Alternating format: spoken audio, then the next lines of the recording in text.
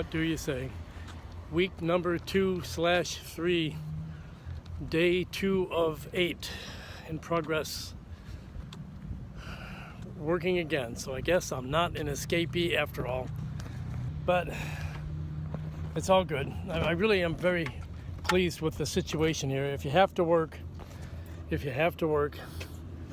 probably best to work in a nuclear plant in many ways, because you have pretty high quality folks to work with. I think that's the best benefit. Hang on a sec. So I'm grateful for that. You got people who work hard, people who will tell the truth, people who are smart, and that's very positive. So I'm very grateful for that. But I'm gonna get home, gonna flip around, be back here in about 11 hours. So got to keep moving, baby.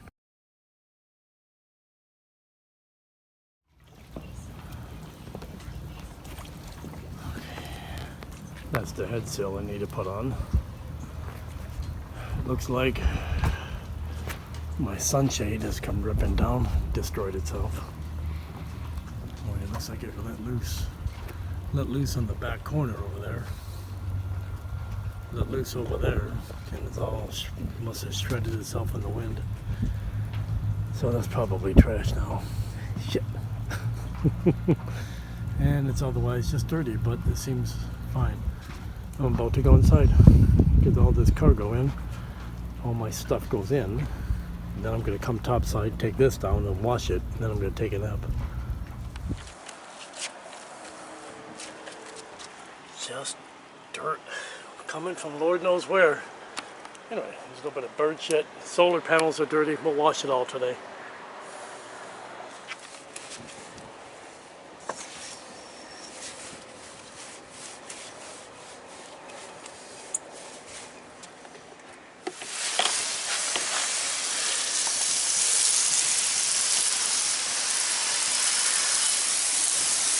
My God, that's how dirty it gets after you wash the solar panels.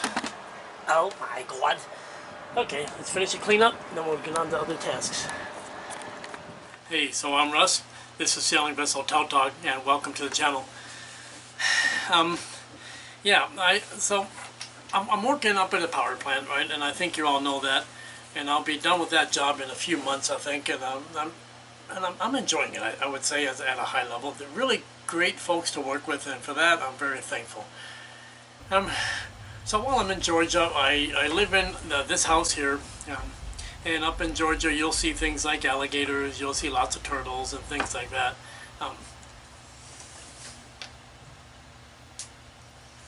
And I suppose one of the things that I'll never shake from my mind is, you know, the bathrooms at the power plant. I mean, there's thousands of contractors working there. The installed facilities are not even complete yet, so you can't use them. So we're using these portable toilets, which is fine. But, you know, on a cold, rainy day, it's just not so much fun. And damn, am I thankful to be back on the boat to a place where I control every inch of this place. And that in itself is a very liberating feeling. So welcome to the channel. And this week, I've got about 4 days to be here, and maybe 5 before I start thinking about shoving off to go back. I'm going to get that head sail on. The Genoa broke, the halyard broke on my last trip up here, and so I decided to get the Genoa back installed so that the boat is operable. And I'm using the spinnaker halyard. And I have not fixed the main halyard, or the main Genoa halyard yet. Also going to do some normal things, like other than the cleaning, which you've already seen. I'll be doing things like running the engine, running the diesel, the main diesel, running the dinghy engine, and running my generator engine, and just doing lots of routine PM type things, and looking for things like the sunscreen up there that, you know, has committed suicide. You know, and that's kind of the deal. When you leave a boat, you don't expect it to get better during your absence, right? So there's a lot of motivation for me to work as best I can, make some money up at this power plant, and then when the job is done, I'll be thrilled to get back. And I think the reason I took the job and turned around from the Bahamas, I think I've already kind of cured myself internally of, you know, the reasons why I was kind of getting burned out on sailing and needed a break. Well, I got my break from sailing, and I'm ready to get back to it. So let's go put up a head sail.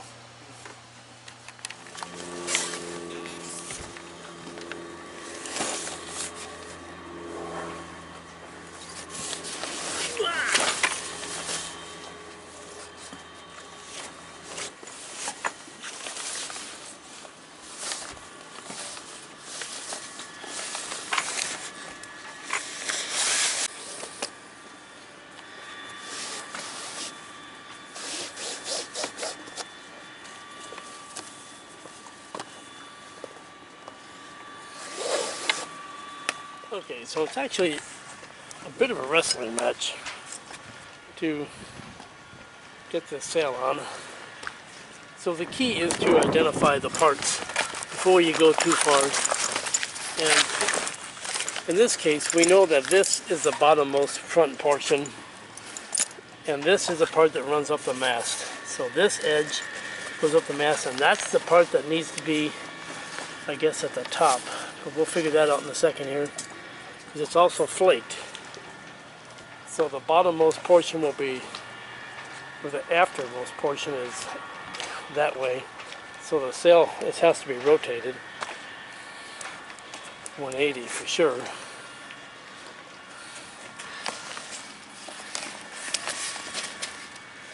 And this is a clue. So, oh my god, I can't find the head. The top of the sail I can't find. But that would probably be here, right there. So we're not too far off.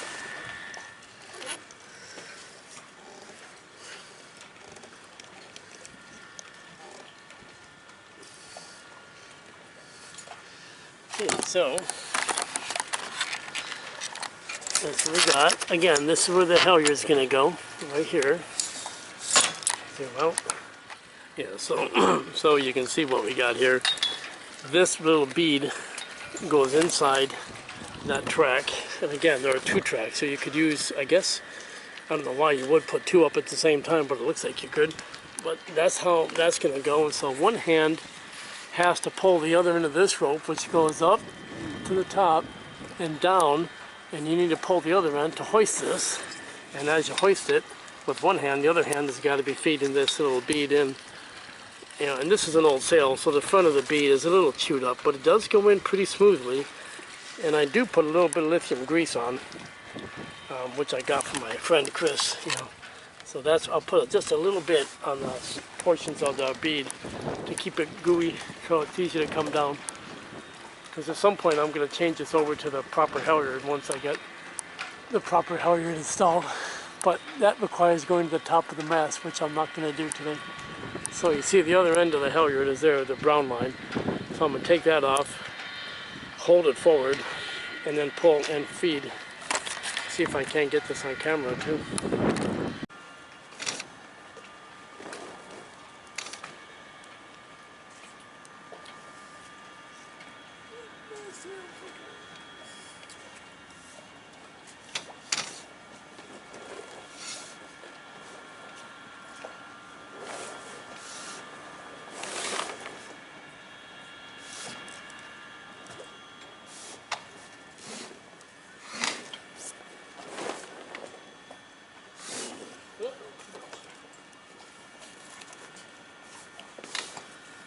Yeah, I forgot the sheets. So what could happen, this is a question now for a training question.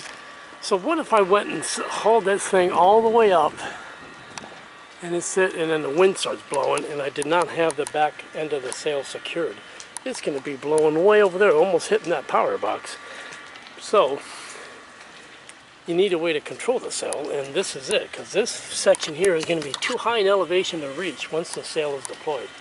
Even if it's furled up, you can't reach it once it's on the sail. So you have to put on your sheets before you hoist it all the way. So it's okay to start it like I did and get about a third of the way up, but I'm stopping. I put the starboard sheet on already. I'm going to put on the port sheet real quick. I just used a little bowline, that's all I'm going to do here.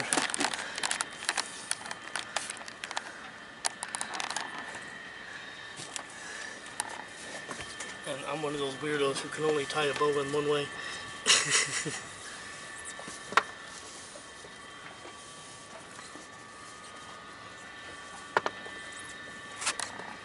And you'll notice I make a pretty big loop. And I'll tell you why later. I'll tell you why right now. That's so that if I needed to recover this thing, I could reach out and snag it with a boat hook. By hooking through this loop. So I learned that the last time. Okay, now we're ready to finish hoisting this thing.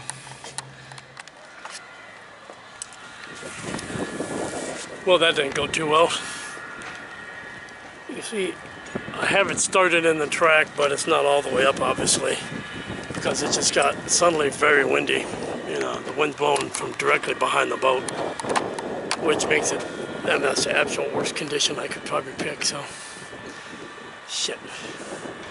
Should have done it this morning when it was dead calm. Whatever, but you can see now the wind's blowing pretty good. When you see the big old state of Florida flag standing all the way out, that means I'm not meant to put up my sail today.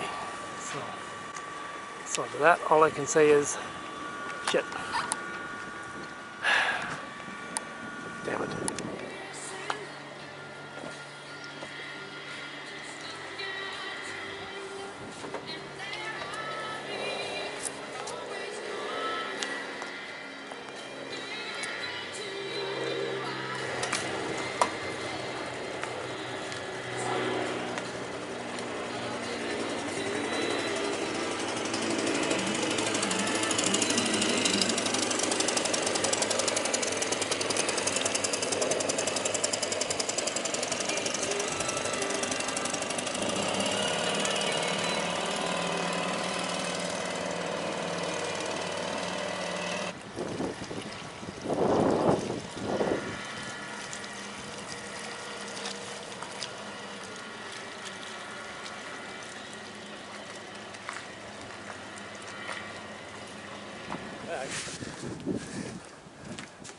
So I had been thinking a hard dodger that attached to the back end of the boom gallows and went aft with the same gentle curvature as the bottom of the boom gallows and approximately to the end of the mast, correction, the boom. And there would be an arch that would go all the way across, and that would hold all the antennas and the satellite antennas and all that hoo-ha, the red and green running lights, and even the stern light could be mounted there because it'd be clear of the boom. And then the rest will all be solar panels and canvas. So I was thinking a hard dodger with the top coming this far back, excuse me, followed by canvas. Also, I would want to change the footprint of the dodger. So that, on the starboard side, that white piece of starboard that wraps around, that, if you can imagine that being the base of a canvas dodger, and that's what they had. And they did it over on the port side as well, but there's a hatch there. So previous owner, their solution was to pretty much disable the hatch, lock it shut, and they actually installed the dodger to the top of the hatch. But I want the hatch to be operable. You know, I do that, then what kind of dodger can I make that will still allow the main sheet to pass through and will still allow that hatch to open and somehow link up with a boom gallows? And yeah, I know that that's correct. I gotta get that fixed, but so kind of a real design pickle here. I'm not quite sure what I'm going to do with that. Maybe I just don't need a dodger at all. I haven't needed it so far. We'll think about that a little bit more. So in this area, the cockpit cover, what things don't I like? I don't like that I'm not able to catch rainwater very well. Okay. I certainly don't like this kind of design, but this is all we came up with in Mexico on a short notice, and I knew that was going to tear, and it has. Not the fault of the guy, it's my design. So on the one hand, the height is pretty good. It's a pretty good height. It could go a little bit higher, or it could go a little bit lower. Either would be fine. It's good at holding the solar panels. They've endured a couple of heavy storms with 70-mile-an-hour winds in one case, and so it's been pretty good, and I can store things up there. You can see my hydrovane is stored there, the boat hook is here, you know. So there's a lot of things I like about the design. What I don't like is it's very difficult to board the boat on the sides here, because that thing here is in the way. So I would follow this footprint to about here in line with those stainless steel mounts for the boom gallows, and that would roughly be the footprint of the Dodger. The only problem is, on this side of the boat, you try to do the same thing, you wrap around here and you go this way, and now you're directly on top of that hatch. So what in the hell would I do around that hatch?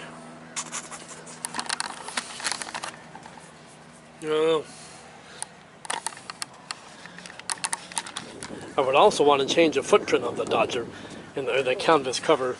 It would not follow this big rectangular pattern that they have. it would not be covered in this area. Above the walkway, there would not be any cover.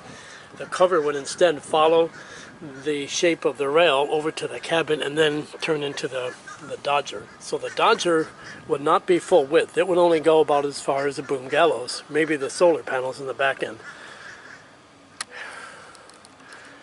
And then the rest, I would put poles up from all these vertical stanchions, which are solid stainless, and there's another one back there. I would have vertical risers going, get rid of these things that are mounted outboard, and pretty much shorten the footprint and have it follow the shape of the rails all the way. That's kind of what I'm thinking.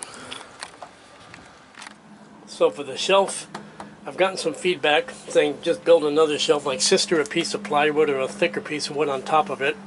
Makes the shelf a little thicker, maybe extend a little bit further out, but not so much that you can't open the engine compartment. Maybe get some proper cup holders and still put that slanted piece up.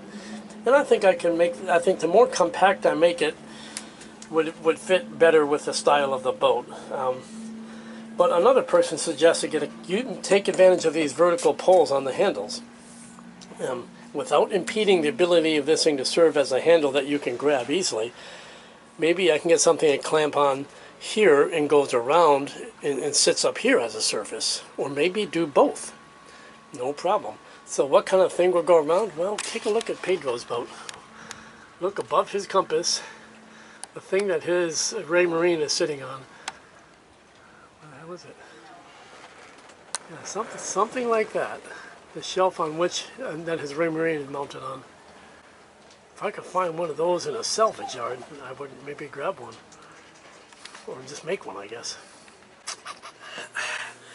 Well, whether it's an old house or whether it's an old boat or maybe an old car, you know, the list of projects never really stops. And it's not a complaint. You'd think that with an 8-on and 6-off work schedule like I have right now, that I'd have plenty of time to go after all these projects. And part of that is me being not efficient and me being too tired when I get here and me being lazy and, you know, doing the routine maintenance things like cleaning and running diesels instead of working on projects. But also, I really don't know what I want to build yet. You can't make a project, you know, that's complex without knowing what it is you want, and you can't do that without knowing exactly what problem you really want to solve. So I'm not too worried about it. Sometimes you just put it up here in the brain bucket and you just think about it for a while. In fact, this morning I woke up, it's Friday morning now, and I woke up this morning and I think I know exactly what I'm going to do with the cockpit cover and with respect to the Dodger. I tend to intermingle those two terms, and I really shouldn't. The cover is the cover and the Dodger is a vertical windshield. And I think I'm just going to go without a Dodger altogether. It's been 2.5 years, I think. I don't know, almost 2 years with this boat. And I've never had a Dodger yet, and I've never wished I had a Dodger yet. So I think we just won't have a Dodger ever on this boat. That's the basic plan. And of course I've got minor projects like going after that oil leak on the engine and just doing it. I think I even know what's leaking, you know, but I haven't really inspected closely, and I just have never gotten around to it, as they say. Today I think I'll go after bilge pump number 2 discharge hose. The existing hose looks like it's 1,000 years old, and I do have the replacement hose already on board. I've had it since I was up in Jacksonville. And it just involves me completely emptying the whole port side cockpit locker, empty, so I can crawl in it, and then also emptying out the main bilge in here with all the food and beer and stuff that's in the bilge, because that's where the hoses run. So that's like not a whole hell of a lot of fun to do, but whatever. I'm also thinking about doing the haul out later this year. I figured I'd always planned on, you know, when this job was finishing up, I'd move the boat into a boatyard and get it put up on the hard and just leave it there for a month or two while, you know, and I might even just hire out the painting. I don't know. Certainly would probably hire out the bottom job if I'm still working. If I'm not working, I will do it myself. You know, but as I've said before, when you're in the Estiero, it's a good practice, I think, to throw some work at the staff there, because that way you stay on better terms, frankly, and you can get a lot more done kind of informally if you're sending some work to the boatyard instead of doing it all yourself. I think there's a lot of value there. But all that's thinking ahead. Today, I'm just glad to be alive, have my good health, and glad to be on my little ship right now for a couple more days before I go back to work. I'm glad to have had my brother visit recently. He came down the other day, and I'm very thankful for that. And I'm mostly thankful for you folks on the channel. I really do appreciate that you're there and that you offer really intelligent comments. And I'm getting a lot of ideas from the folks who watch the channel. So for that, I thank you. And with that, I shall say adios and have a great day. Take care of yourselves. Bye.